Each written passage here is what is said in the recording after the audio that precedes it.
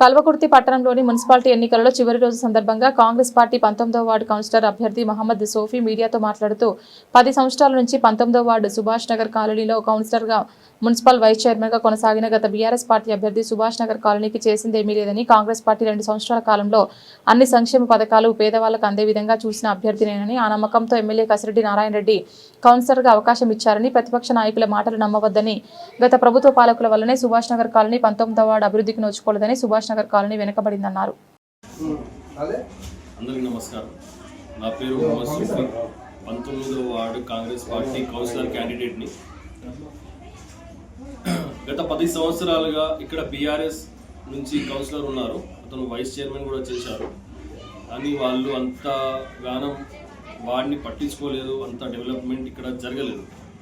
ఇప్పుడు మేము మా ఎమ్మెల్యే కసిరెడ్డి నారాయణ రెడ్డి సార్ 2 సంవత్సరాల క్రితం మా కాంగ్రెస్ ప్రభుత్వం వచ్చిన తరువాత చాలా వరకు ఆయన డెవలప్మెంట్ చేయడానికి చాలా బడ్జెట్ తీసుకొచ్చారు. ఇంకొకటి కాంగ్రెస్ ప్రభుత్వం వచ్చిన తర్వాత ప్రజా సంక్షేమ స్కీమ్లు అందరికీ అందుబాటులో ఉండే విధంగా ఫ్రీ బస్ టికెట్ అయినా సరే, గ్యాస్ సబ్సిడీ అయినా సరే, మనకు రేషన్ కార్డులైనా సరే, ఇందిరమ్మ ఇళ్ళైనా సరే, పేదవారికి అన్ని సంక్షేమ పథకాలు ఖచ్చితంగా పేదలకు చేరే విధంగా మేము కూడా దానికి అనుగుణంగా పనిచేశాము గత 2 సంవత్సరాలుగా.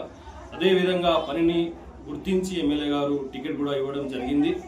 సో దాన్ని నిలబెట్టుకోవడానికి రేపటి నాడు ఇంకా మనము డెవలప్ చేసుకోవడానికి ఇక్కడ నుంచి కాంగ్రెస్ కౌన్సిలర్గా అవకాశం ఇస్తే ఇంకా డెవలప్ చేసుకోవచ్చు మనము. ఎందుకంటే రేపటి నాడు ఇంకా 400 ఇందిరమ్మ ఇళ్ళు రావబోతున్నాయి కల్వకుర్తిలో. ఇక్కడ మా వార్డులో పేద ప్రజలు చాలామంది ఉన్నారు, వాళ్లకు ఉండడానికి సరిగా ఇల్లు కూడా లేవు. సో ఇందిరమ్మ ఇల్లు అనేవి చాలా వరకు అది సక్సెస్ అయింది. ఇంకా ప్లాట్లు లేని వాళ్ళకు, ఇల్లు లేని వాళ్ళకు కూడా 72 గజాలలో గవర్నమెంటే ఇల్లు కట్టడానికి 3-4 నెలల్లో అది గైడ్లైన్స్ కూడా వస్తాయి. సో ఈ విధంగా మనం ఏ పనులైనా సరే, ఏ సంక్షేమ పథకాలైనా సరే ప్రజలకు అందాలంటే అది ఒక గవర్నమెంట్ వ్యక్తి, ఒక పార్టీ వ్యక్తి పొజిషన్లో ఉంటేనే ఆ పనులు చేయగలుగుతారు. బీఆర్ఎస్ నుంచి ఒకవేళ గెలిస్తే గాన మనం డెవలప్మెంట్ అనేది కాదు, అది అక్కడి వరకే కూరుకుపోతుంది. కాబట్టి ప్రజలు దీన్ని చాలా అర్థం చేసుకొని ప్రభుత్వంలో అధికారంలో ఉన్న పార్టీకి మనం పట్టం కట్టాలి. ఒక్కసారి అవకాశం ఇవ్వండి. వాళ్ళు ఆల్రెడీ 10 సంవత్సరాలు ఉన్నారు, వాళ్ళు చేయలేకపోయారు, అది మీరు గమనిస్తున్నారు, మీకు తెలుసు కూడా. సో ఒకసారి వాళ్ళ ప్రలోభాలకు, వాళ్ళు ఇచ్చే దేనికైనా మీరు లొంగకండి, అర్థం చేసుకొని ఒక్కసారి అవకాశం ఇవ్వండి. కాంగ్రెస్ పార్టీ చేతి గుర్తుకు మీ ఓటేసి నన్ను గెలిపించగలరని మనం తెలుసు.